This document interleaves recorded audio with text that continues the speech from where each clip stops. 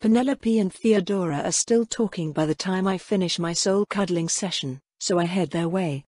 The wispy, tattoo-covered Theodora seems to be quite animatedly enjoying a nerdy magic talk with Penelope. For someone who's not that much older than us, she sure is strong. She's even more powerful than Penelope, and from the way her soul sparks and flutters it's pretty clear that it's due to one hell of a talent. Are you sure? I'd love to analyze your healing formations, especially if you're going to be heading back to Skyhope at some point, Theodora presses. Well, you don't have a biomancy license, do you? Penelope asks. Explicitly because I may be returning to Skyhope, I'm loath to break the law. Although, I must admit, I'm very curious if you know one or more masking formulae. Theodora's eyebrows rise. Masking formulae? As I'm sure you know, those are also illegal. But common, nonetheless. With a talent like yours, I'm sure you've picked up a few, yes? Well, I suppose if you'd be willing to part with a few healing spells, I could certainly make it up to you. Penelope grins a predatory grin. I'd love to, darling Theodora. And hello there, Vita. Do us a favor and pretend you didn't hear that, Theodora yelps and turns around as Penelope addresses me. I wave, grinning. Hear what? How are you two doing? Quite well, I should think, Penelope answers. Yourself? Great. I answer. Song is super cool. Melik too, to my surprise. Penelope nods, getting the message. Melik is a sweetie, Theodora agrees. I hope the new Melik is just as nice.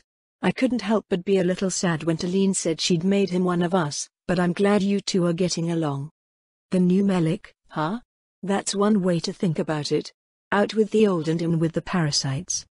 Speaking of the new us, I can't believe how much you lucked out, Theodora. Penelope coos. A magical analysis talent is the stuff dreams are made of. Penelope, that's a secret. Theodora whines. Skyhope will be even more all over us if they find out about my talent. Besides, it wasn't luck. We fought for the right to have this body, you know. Father put almost a dozen of us in here. I just won. Oh, well, congratulations. Penelope says with impressively faked sincerity. It should be fine to tell Vita though, yes? She's one of us. You should tell her about what you told me. Oh yes, that's right. Theodora exclaims cheerfully, clapping her hands together. Vita, I noticed some incredible magical patterns while you were inside with Song. I couldn't get a good look at them because Penelope kept distracting me. She scowls playfully in Penelope's direction as she says this, but if that was you, I'd simply love to see more of your talent. It was like nothing I've ever witnessed before. She saw me use my soul yank through a friggin' wall. Holy shit. I spare a thankful glance towards Penelope, who is looking even more smug than usual. Okay, she's earned that, I guess. She saved my ass. What the heck do I say now, though? You're coming with us to the forest, aren't you? Penelope asks, immediately saving my ass again. You'll be able to study her talent in detail there. I think it just flashes every once in a while as she looks around. I'm still figuring out how her sensory abilities work, but my theory is that it's actually a form of chinemancy. Chinemancy? No way, Theodora remarks. She said her ability detects life. How would that be chinemancy? Have you heard about the chinemancy thermomancy inclusion theory? Penelope asks, grinning an incredibly nerdy grin. The one about how powerful light mages tend to burn things? Yes, exactly. Some of them burn without any noticeable light, but it's still chinemancy. It has to be some kind of heat wave. An overlap between schools. So what if Vita was detecting those heat waves somehow? After all living things produce heat. They continue nerding out and I start getting increasingly lost.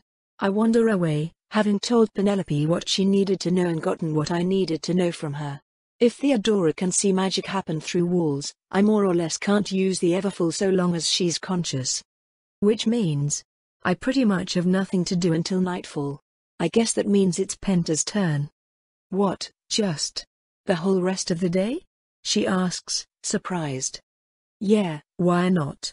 I hatched and haven't felt any weird, possibly self-destructive urges since. No promises I won't need something later, but... Penta hesitates for a moment. Well, I was actually going to say we should practice your cancel commands. I blink. Really? Well, yes. If that's all right. I've never actually cast a spell in your body before, and you'll need to become a learned mage if you want to. Well, learn your discipline more completely. Well, I suppose I was just thinking that my existence isn't illegal enough. Penta chuckles. Thank you, Vita. I didn't get to say it before, but thank you. I needed some hope to look forward to, especially considering where we are. Yeah. It must be rough. Sorry, Penta. You knew you were killing a person, Penta whispers. You know it. You know we're people. But you killed them anyway. I'll keep the souls safe, Penta. We'll make them something better. You can eat the one in Remus, Penta grumbles. Did you hear what Theodora said? About how he put a dozen of us in her body and made them fight over her? It seems like a logical enough way to divvy the strongest bodies. Watch your eyes, Vita. Bodies aren't food for orphans, they're people. And fighting isn't a good way to divvy food, either. I didn't say it was good, I said it was logical. I never exactly appreciated the system when I lost, but if nothing else it makes the decision clear. The one with the most bread is the one you're too afraid to steal bread from. It's fair in the sense that no one can argue over it, the other slimes lost under their own power. Eat him anyway. Hey, I was gonna. You don't have to tell me twice. She chuckles, shaking her head. No, I suppose I don't. Now come on, I'll help you practice. The pair of us go to find Remus and figure out where we'll be sleeping for the night. He has a room prepared for us in Talene's place, so we head back there. Talene, thankfully, isn't going to have the feast ready tonight, and after confirming that we go to our nice little guest room and shut the door to practice waggling my fingers around, I sit down on the bed and get ready, trying to think back to that single day of training Orville gave me and trying not to instead think about how weird it is that I'm now used to sleeping in a bed. Let's see, how did it go? It goes like this, Penta answers, moving my hands for me. Oh yeah. She can just do that. I try to copy her, and she corrects me again. It's so much easier to get a feel for what I'm doing wrong when she can correct me with my own hands. I'm glad you think so, Penta comments with a smile. We should have been doing this forever ago. The spear training was useful too. You're setting yourself on a hard road trying to be a polymath, but it's not a terrible idea considering how quickly you can grow and how long you're likely to live. How long I'm likely to live? I ask, trying to continue getting the commands right as we talk. You're friends with two biomancers, one of which is absurdly rich and liable to get richer. Not to mention how huge of a soul you're getting so quickly. I would be very surprised if you died of old age. And who knows? If you aren't mauled to death by a monster or slapped into paste by fucking God, maybe we'll figure out immortality before old age can take us. Is immortality possible? Hypothetically yes, and there are rumors that mages on other islands have achieved it. There aren't any on Verdantop, though, at least that I know of. I frown, considering that. Dinara age? How long do you have to live? I don't have the faintest idea. I only have myself to compare against, so ask me again in a year. Perhaps we'll see if my body changes at all by then. Well shit, now I'm worried Penta might have something like a dog's lifespan. Or worse. Keep doing those commands, she reminds me gently. You've got to be able to do them on reflex. Right, yeah. Got to get them perfect, no matter the distractions. Ugh, this is going to take so long. I want magic already. Penta chuckles. It's not like you to be so impatient. You're not getting spoiled by all your luxuries, now are you? How dare you, madam. I am and will always be from the streets. I settle back into practice with renewed vigor, ignoring Penta's laughter. Hours pass before we get back into conversation, but Penta seems a lot more engaged with the magic practice than she was with the spear drills. She remembers a lot of mean tricks and nasty practice methods from when Penelope was learning magic, and she uses the worst ones quite gleefully on me. I'm getting the distinct impression that Penelope might have a few deep-seated hang-ups about whoever the hell taught her magic that Penta picked up on. Despite doubtlessly having heard that thought, she declines to comment. It seems as though she's trying to build up to some other conversation, uncharacteristically struggling with finding the words to convey herself.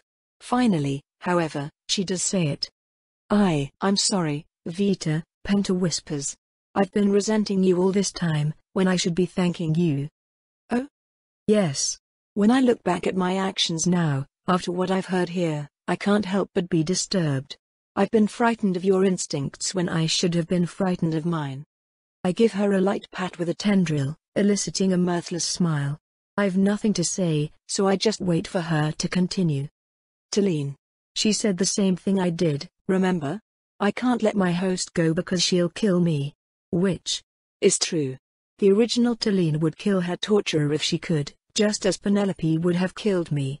But how hard did I really try? Her voice comes out in halting spurts, the girl in my head holding back tears as best she can. Oh, she'll kill me, I thought. I suppose I'll just have to keep her trapped. It tore at me, Vita. It really did. But did I think to compromise? Did I think to look harder? How much did I really try to find a way? It should have crossed my mind, Vita. To press her more. To give her more. But I didn't. Despite my horror, I didn't. And now, with you, I just want more and more.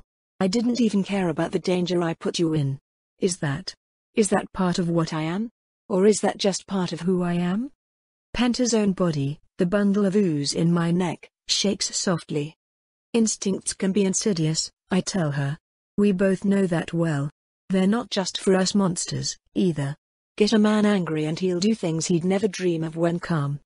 What if we're designed to not let our hosts out? To never let anyone know, no matter how we empathize?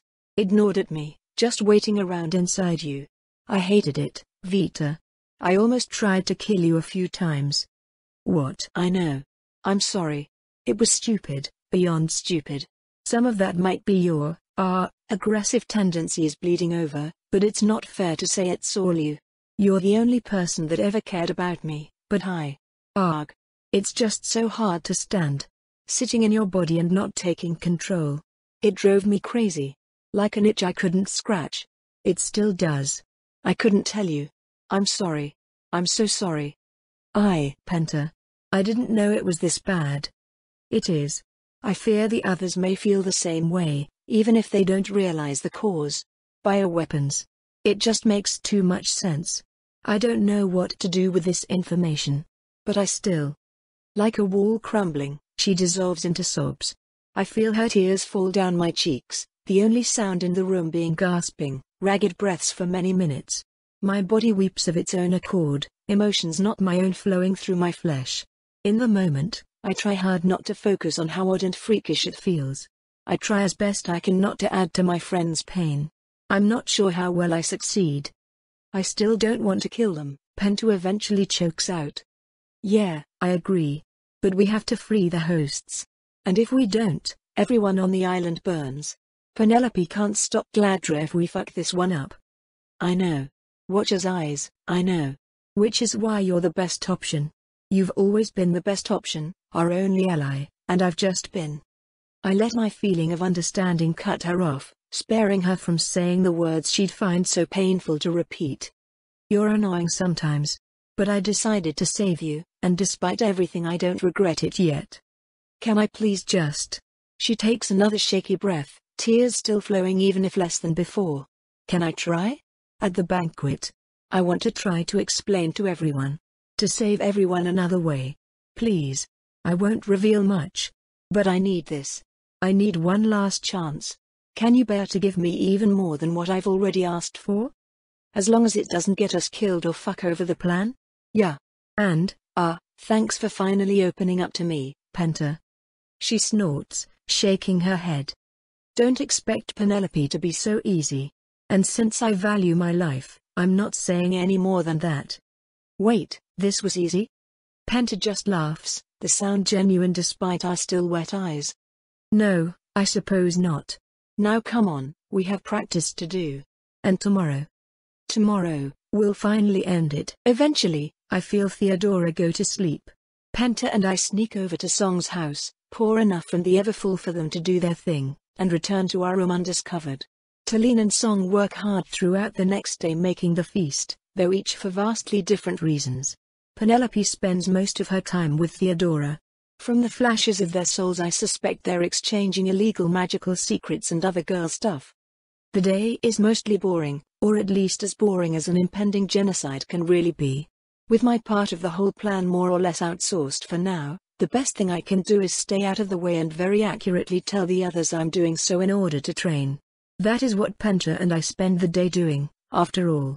As boring as it is, practicing cancel commands at least takes a lot of focus. It isn't difficult to let the time slip by at first. I learn a fair bit, such as the fact that since my tendrils can touch my own body, I can use them to invisibly scratch my butt when it itches. It works even when I'm sitting down or my hands are busy. That's probably a solid third best thing about having hatched. Cancel command-wise, though, we make progress. Just not enough. Even with Penta's help I'm going to have to practice this for many months. Yet despite how engrossing it all is, as the hour of the feast approaches things slow to a crawl, my hammering heart anticipating the moment that will make or break our operation and possibly our lives. When I finally go down to see the banquet, I can't help but be impressed. Talene has set up a positively massive table in her home, making room for the nearly 30 slimed individuals around the village. Though weaker than me, nearly all the hosts I've yet to meet have something interesting about their soul, likely a talent even if not a great one. Things are already bustling when Penta and I get there, with a dozen conversations going on at once while Talene finishes arranging all the food on the table, complete with chitin utensils and fancy ceramic plates. The food, incidentally, is incredible. Though I can't spot any meat, there seems to be no end of delicious dishes the likes of which I've never seen before. Fruits, vegetables, breads, rolls, pies, platters, soups, sauces, spices, salads. I freeze on the staircase, drooling over it all until Talene spots me and hurries up to give me a hug. Vita. She cheers. There you are. This was such a good idea. Thank you again for this, and for, come on down. You've been cooped up all day, come meet your family. Everyone, this is Vita. She showed up the other day, and Talene drags me down the stairs, oblivious to my rapidly increasing discomfort. A dozen kindly farmers are on me in an instant, filling my vision with warm welcomes and smiles. Sister, it's wonderful to meet you. I'm Aunt Vita, you're the one that will find the others, right? Hey, welcome to the party. It's wonderful. I heard you planned this? No, I didn't plan any of it. I stammer. I just intend to kill all of you. Gave Talene the idea. I really didn't do anything. A parade of hugs and handshakes follow as I meet all the members of my family. I try my best not to listen, not to pay attention to them. I don't want to know. I don't want to know about my sister Amelie, or my nephew Darnell.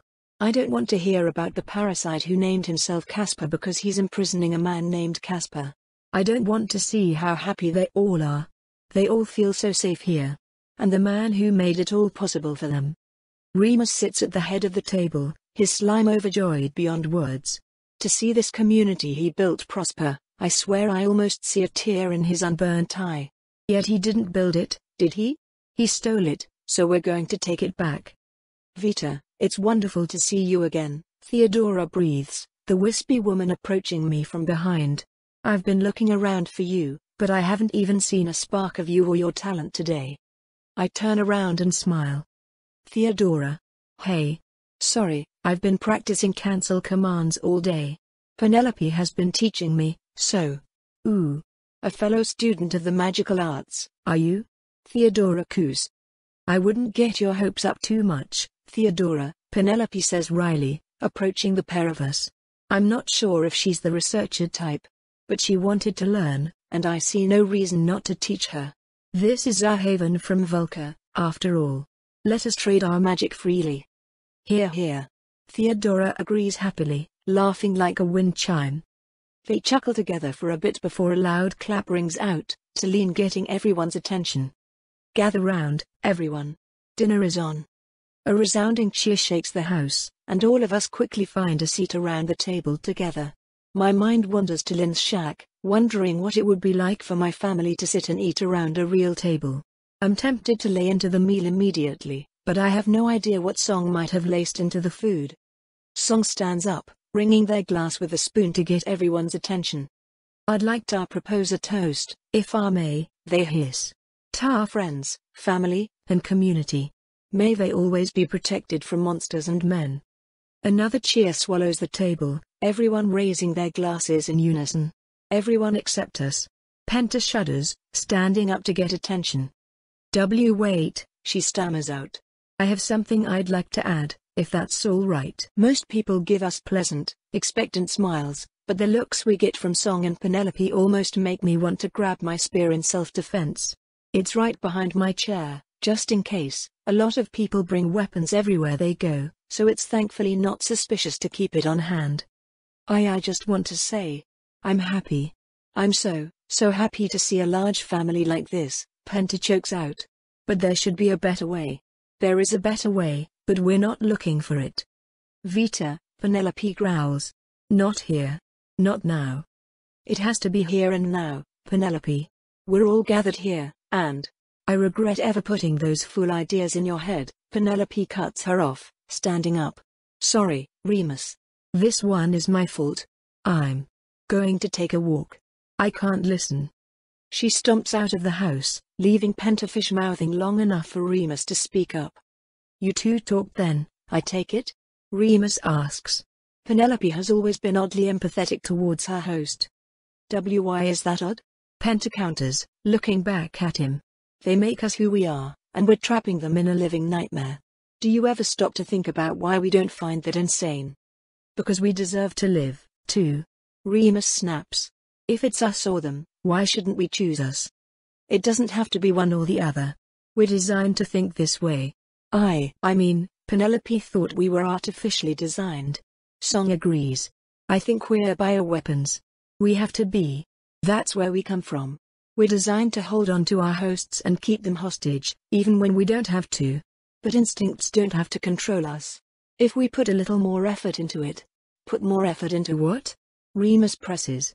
Into playing nice? Into trying to share? Why would the humans share what is theirs by default? By all means, Vita, if you have a solution, if you have something that will actually work, please let us know. Do you think we don't care? Of course we do. We just have no other option, and we're adult enough to recognize that. Penta grimaces. I watch through our eyes, seeing her flick her gaze around the room, taking in a mix of hard and sympathetic faces. No one speaks out to agree with us, though. No one has an answer. Even my answer, my promise, is a pipe dream for the far future. Well? Remus asks. Do you have a solution, Vita? Sorry, Penta answers, hanging her head. I guess I have nothing. Except my apologies. I didn't mean to bring down the mood. She raises her glass, forcing a sad smile onto our face. For our hopes of a brighter future, then. Let's have that toast. Remus smiles, nodding. He stands up with his glass as well. For our hopes of a brighter future. We watch as everyone else brings the cup to their lips and drinks. I watch, with a hunger that goes beyond the displays of food surrounding us, as one by one the Nora die in droves. The weakest first, then the next and the next, the Nora's true bodies failing in sequence. As they do, one fucking idiot can't help but shout in joy. Oh Watcher, I'm free. I'm actually free. Shit. All the still living slimes turn to stare, horror mounting on their faces. Poison, Remus breathes. Song, you. Sorry, slime, I'll be seeing my real friend soon, the poisoner hisses, drawing a knife in one hand and a pair of darts in the other. And for the record, Art tossed all the antidote off Thar Edge. It's already over. With a sudden jerk, Song's body snaps across the table, crashing straight into a shoulder check from Talene. Song, you bastard. The motherly slime growls, kicking at Song while they're down. Every time the poisoner tries to get their footing, another talent pull from Klein knocks them back down to the ground. How long have you been one of them? Remus watches the exchange for a moment, then suddenly moves. I can see him do it, now. My vision is many times better than it was back when his attacks all seemed like teleportation to my eyes. I'm no more capable of stopping him than I was then, however, and before I know it there's a hand wrapped around my neck. You didn't drink, Remus accuses, lifting me off the ground. You knew.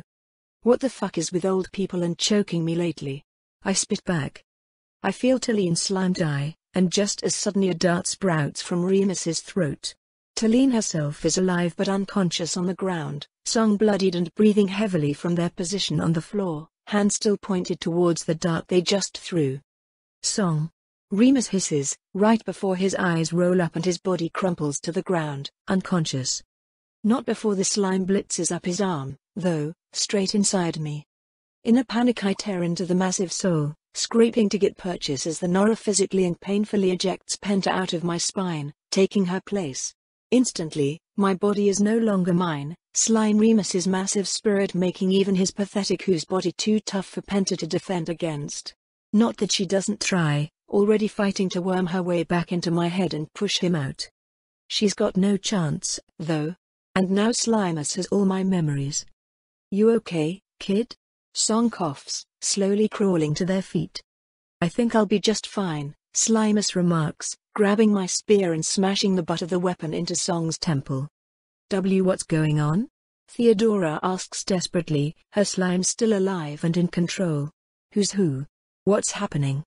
This is the end, I'm afraid, my voice claims, as the absolute horror that I cannot retake control truly starts to settle in. The end? What do you mean? His soul suffusing my limbs with power, the Force Remus whips my spear across Theodora's neck, splitting it open. You're too strong, Theodora, my voice says coldly. I won't be able to restrain you for later. Sorry. Liquid gushing from her neck, the horrified woman raises a hand to cast, only to collapse unconscious in seconds. I know death is so close behind, she has no hope. Not with Penelope elsewhere.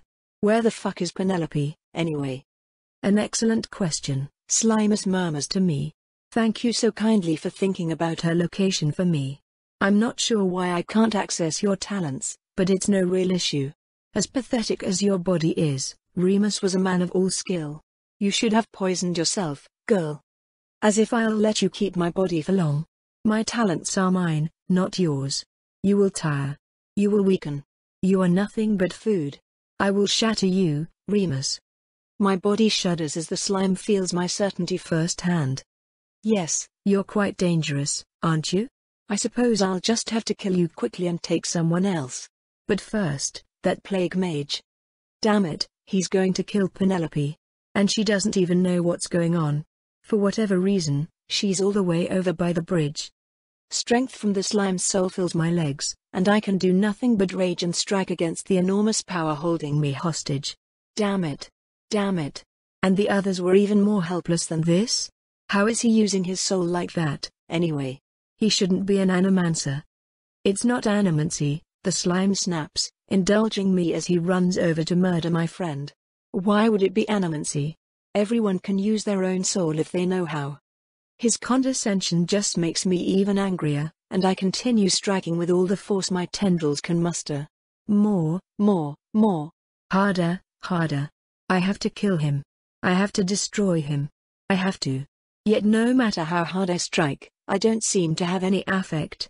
Nothing. My blows may as well be a breeze. Penta fares little better, her body of ooze glancing off of the interlopers to no effect. Soon, Penelope comes into view. She's actually crossing the bridge now, though she turns to look away when we get close. Slimus slows me to a pace I might hold were I not possessed by a super martial artist, creepily shifting my features into an excellent facsimile of how I'd act if everything was fine. I quiver, disturbed to my core. Hey, Penelope. My body says against my will. Sorry about Penta, earlier. Why'd you run off?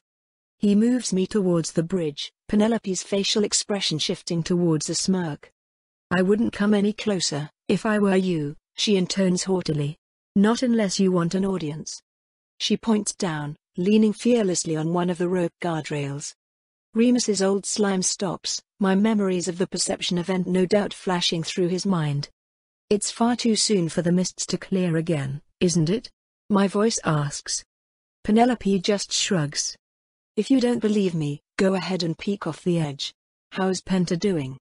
Remus raises my eyebrow. She's fine. Since when have you cared about how Penta is doing? Penelope sighs. I don't. I'm assuming, then, that you didn't do the smart thing and stick her in a rat before drinking the poison. No, but who cares? I'm forced to say, screaming for anything else on the inside. The Nora are dead. We did it. Not all of them, Penelope answers, her talent flaring to life.